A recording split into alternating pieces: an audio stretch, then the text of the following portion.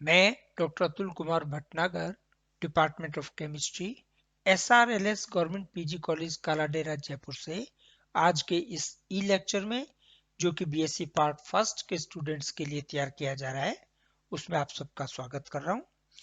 आज जो ई लेक्चर है वो लैब वर्क की नई एक्सरसाइज अपन शुरू करने जा रहे हैं और नई एक्सरसाइज है अकार्बनिक मिश्रण में क्षारीय मूलकों के परीक्षण की विधि। Procedure for analysis of basic radicals in inorganic mixture। Exam में आपको जो मिक्सचर दिया जाएगा उसमें 3 अम्लीय और 3 भास्मिक मूलक आपको ज्ञात करने हैं और एक रेडिकल 2.5 नंबर का होगा। टोटल एक्सरसाइज आपकी 15 नंबर की होगी। तो इसमें जो अम्लीय मूलक हैं वो तो आप अलग मेथड करेंगे, उससे अलग से समझेंगे। आज मैं जो इस ई वीडियो में, ई लेक्चर में डिस्कशन करने जा रहा हूं वो करेंगे अपन भास्मिक मूलक जो है, बेसिक रेडिकल क्षारीय मूलक, उनका एनालिसिस आपको कैसे करना है। और उसमें भी मैं एम्फेसाइज करूंगा जो आज, वो केवल ग्रुप रिएजेंट जो अभिकर्मक हैं, समूह के अभिकर्मक, उनका डिस्कशन करूंगा कि कौन कौन से अभिकर्मक से कौन सा समूह आप ज्ञात करते हैं। शुरू करते हैं। अब अपन शुरू करते हैं डिस्कशन इसका कि अकार्बनिक मिश्रण का एनालिसिस कैसे करते हैं। सबसे पहली चीज जो है इसमें वो है अकार्बनिक मिश्रण का विलयन। जो आपको कार्बनिक मिश्रण दिया गया है उस मिश्रण के 2/3 भाग करें, 2 भाग करें। पहला भाग तो अपन रख दें अम्लीय मूलकों के लिए और दूसरे भाग से अपन शुरू करेंगे अकार्बनिक मिश्रण। अब जो दूसरा भाग है उस दूसरे भाग के अपन 2 भाग करेंगे। एक भाग, 1/3 भाग संभाल के रख देंगे अलग, प्रिकॉशनरी, कि यदि अपना विलयन कहीं गिर जाए, कर जाए, कोई इंसिडेंट हो जाए, खराब हो जाए, फिक जाए, तो अपने पास 1/3 भाग शेष रहे जिससे अपन वो एक्सरसाइज पूरी कर सके। बचा हुआ जो आधे का 2/3 भाग है उसका अपन विलयन बनाएंगे। विलयन कैसे बनाएंगे वो एक अपन अलग डिस्कशन करेंगे। अपन ये मान के चलते हैं यहां पे 2/3 भाग का अपन ने विलयन बना लिया।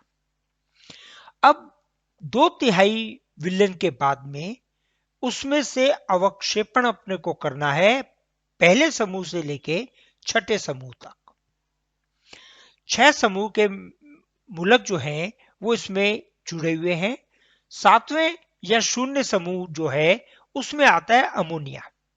अमोनिया का अपन शुरू में भी कर सकते हैं 0 समूह में, और सबसे लास्ट में 7वें समूह में भी उसका परीक्षण कर सकते हैं।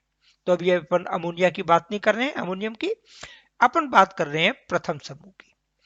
प्रथम समूह के अवक्षेपण के लिए जो समूह अभिकर्मक है वो अपन काम में लेते हैं तनु HCl। जब तनु HCl का विलयन, तनु HCl विलयन में आप डालेंगे तो आपको 2 भाग बनेंगे। एक भाग बनेगा जो अवक्षेप के रूप में आपको प्राप्त होगा। उस अवक्षेप वाले भाग में प्रथम समूह के जो मूलक हैं वो होंगे।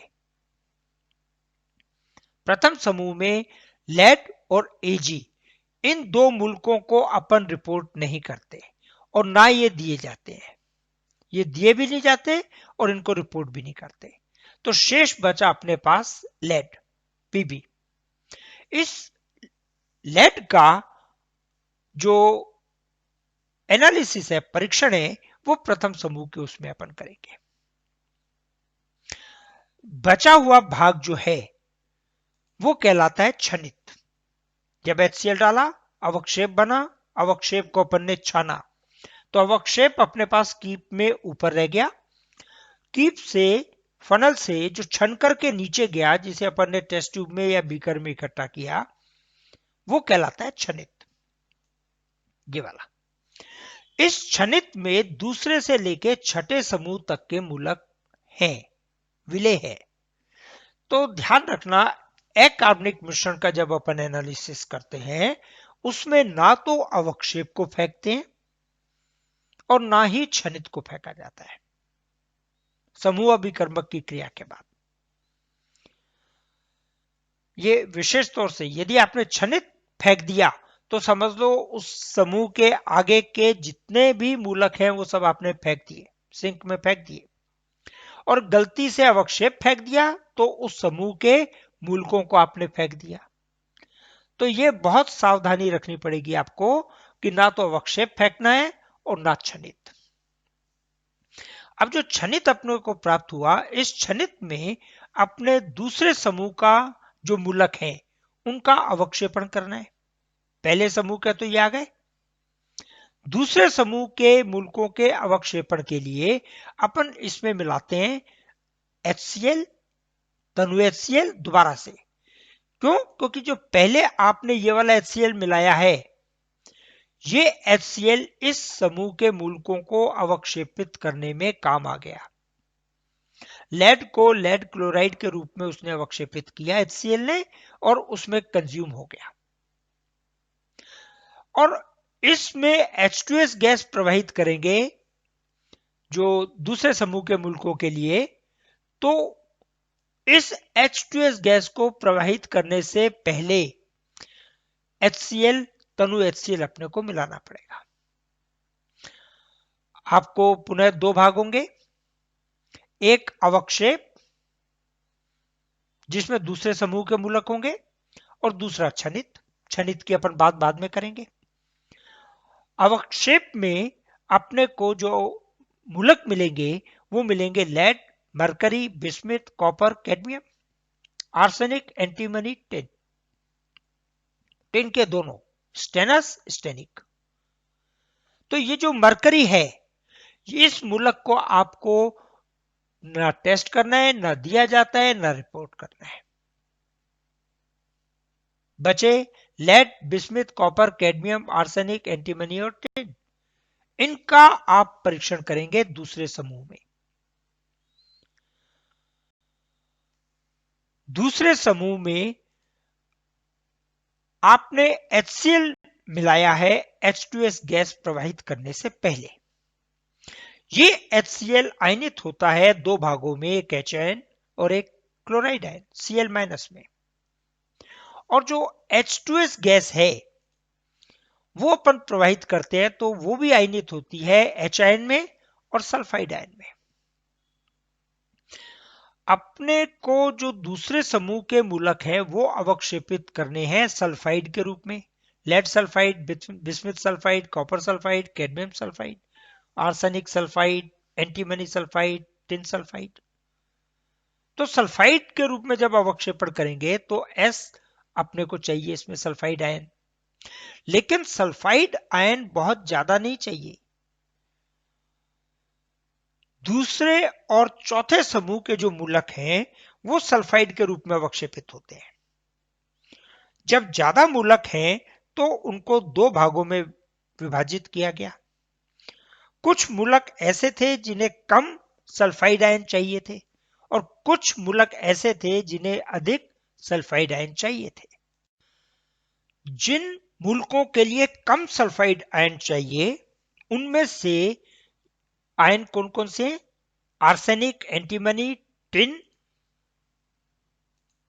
Copper, cadmium. ये मूलक ऐसे हैं जिन्हें कम चाहिए, और चौथे मूलक में जो अपन ने समूह में रखे हैं उनको ज्यादा चाहिए। तो सल्फाइड आयन कम आयनित हो इसलिए अपन इसमें पहले से HCl मिला देते हैं।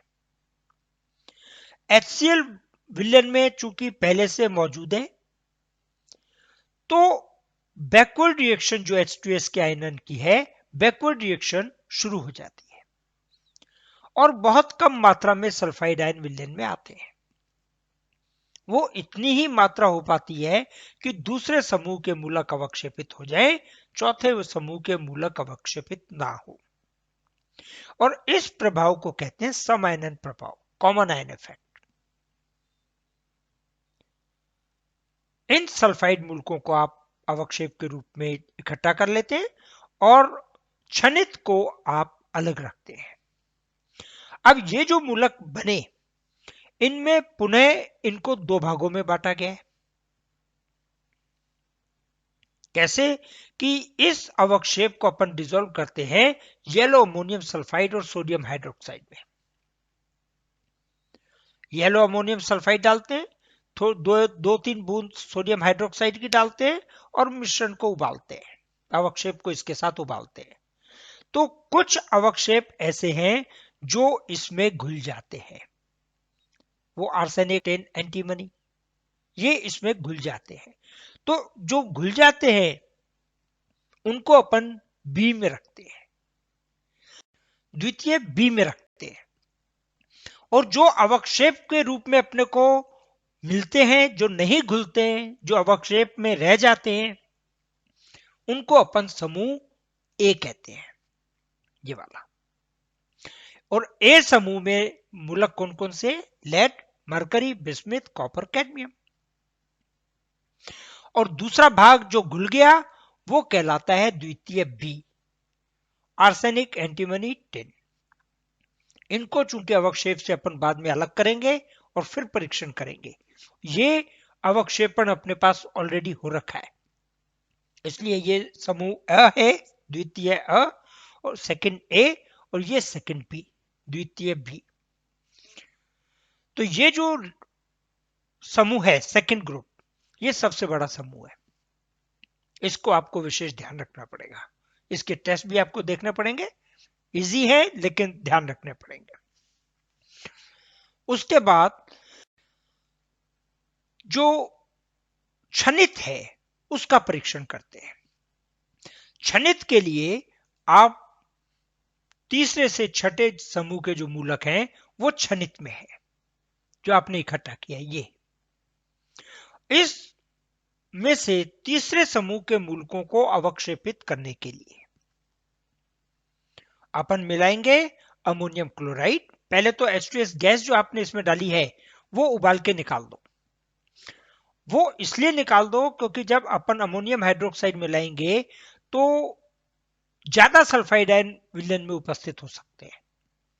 जो गैस घुली हुई है H2S, वो ज्यादा सल्फाइड आयन दे सकती है और तीसरे के साथ चौथे समूह के मूलक भी अवक्षेपित हो सकते हैं।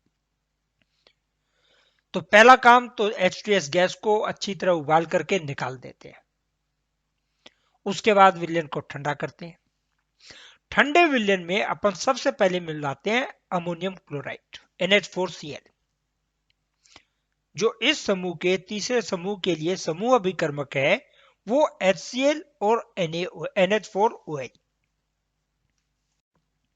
अब ये जो अमोनियम हाइड्रोक्साइड का मिलाना है वो भी कॉमन आयन इफेक्ट के कारण, जैसे ऊपर सल्फाइड आयन कम करने के लिए विलयन में कम आयनित हो अपन ने HCl मिलाया, ठीक उसी प्रकार अमोनियम हाइड्रोक्साइड मिलाने से पहले अमोनियम क्लोराइड मिलाते हैं, जिससे कम मात्रा में अमोनियम हाइड्रोक्साइड आयनित हो।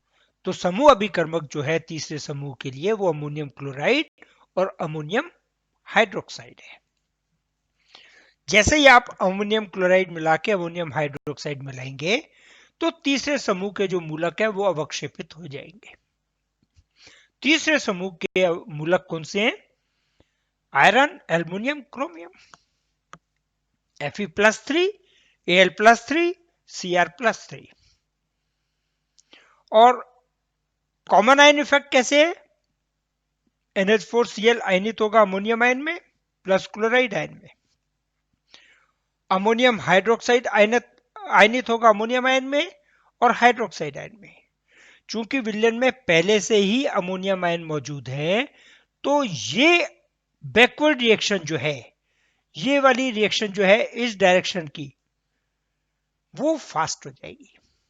तो कम मात्रा में हाइड्रोक्साइड आयन विलयन में आएंगे। अब इसको क्यों करते हैं अपन? कॉमन आयन इफेक्ट क्यों लगाया है यहाँ पे? क्योंकि पांचवें समूह के जो मूलक हैं बेरियम, कैल्शियम, स्ट्रोंशियम, तीन है बेरियम, स्ट्रोंशियम, कैल्शियम, वो भी हाइड्रोक्साइड के रूप में आयनित हो सकते हैं।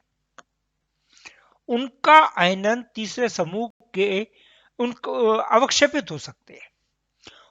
तो पांचवें समूह के मूलकों का अवक्षेपण तीसरे समूह के मूलकों के साथ न हो जाए, इसलिए अपन अमोनियम क्लोराइड मिलाते हैं।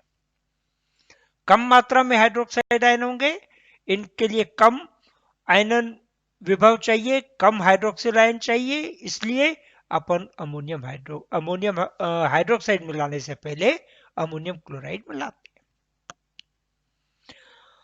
ये जो अवक्षेपण के बाद क्षणित बचेगा, उस क्षणित में चौथे से लेकर छठे समूह तक के मूलक है। तीसरा समूह अलग हो गया इसमें से। चौथे से छठा मूलक अवक्षेपित करने के लिए, छठे समूह तक के अवक्षेपित करने के लिए सबसे पहले अपन चौथे समूह के मूलक अवक्षेपित करेंगे। अब चौथे समूह में अवक्षेपण करने में HCl मिलाया था दूसरे में, अब मिला रहे हैं अपन अमोनियम हाइड्रोक्साइड। अमोनियम हाइड्रोक्साइड अपन क्यों मिला रहे हैं? क्योंकि अमोनियम हाइड्रोक्साइड मिलाने से विलयन में अमोनियम के साथ में हाइड्रोक्सिल आयन भी आएंगे, और जब H2S गैस प्रवाहित करेंगे जो कि चौथे समूह के अभिकर्मकों को सल्फाइड के रूप में अवक्षेपित करने के लिए अभिकर्मक है, तो वो आयनित होगा H आयन में और सल्फाइड में। ये H आयन इन OH हाइड्रोक्सिल आयनों के साथ क्रिया करके और जल का अणु बाहर निकाल देगा।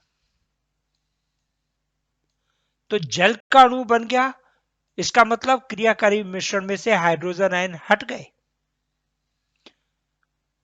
इक्विलिब्रियम मेंटेन करने के लिए ज्यादा मात्रा में H2S गैस आयनित होगी और ज्यादा मात्रा में सल्फाइड आयन अपने को क्रियाकारी मिश्रण में मिलेंगे। ध्यान दें, अमोनियम हाइड्रोक्साइड मिलाने से OH आयन आए, H2S गैस प्रवाहित करने से हाइड्रोजन आयन बने, हाइड्रोजन आयन ने रिएक्शन कर ली OH आयन से और वाटर बना दिया, माइनस वाटर। तो क्रियाकारी मिश्रण में से या विलयन में से हाइड्रोजन आयन हट गए। इक्विलिब्रियम मेंटेन करने के लिए ज्यादा मात्रा में H2S गैस आयनित होगी और ज्यादा सल्फाइड आयन मिश्रण में विलयन में मिलेंगे, और ये विलयन में मिले हुए सल्फाइड आयन इतने होंगे कि चौथे समूह के मूलकों को अवक्षेपित कर सके। कम चाहिए थे सल्फाइड आयन, यहां सल्फाइड आयन ज्यादा चाहिए थे। यहां कम करने के लिए अपन ने HCl मिलाया, यहां ज्यादा सल्फाइड आयन प्राप्त करने के लिए अमोनियम हाइड्रोक्साइड मिलाया। जब अमोनियम हाइड्रोक्साइड के साथ सल्फाइड मिलाए, H2S गैस प्रवाहित की, तो चौथा समूह अवक्षेपित हुआ।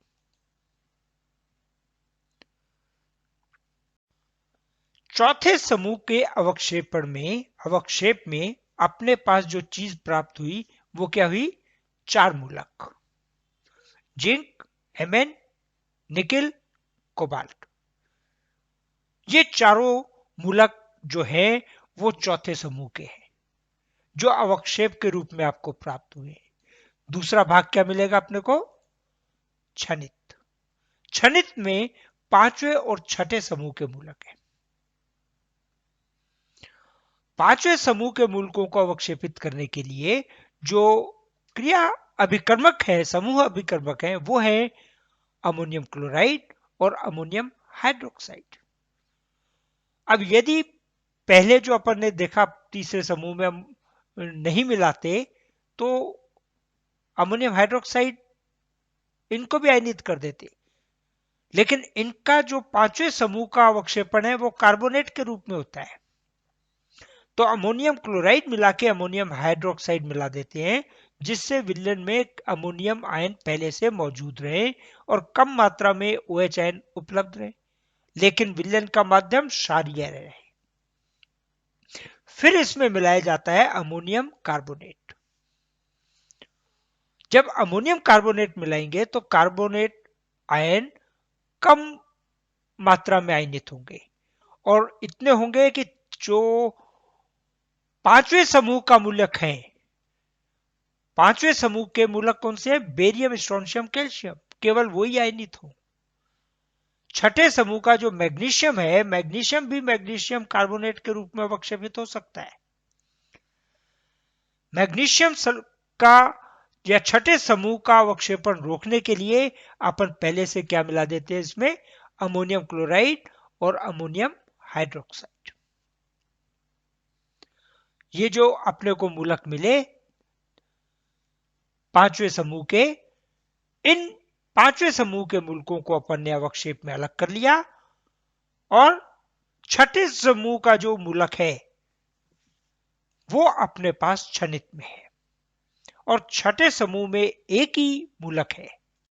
छठे समूह के मूलक को अवक्षेपित करने के लिए अपन अभिकर्मक काम में लेते हैं डाइसोडियम हाइड्रोजन फॉस्फेट।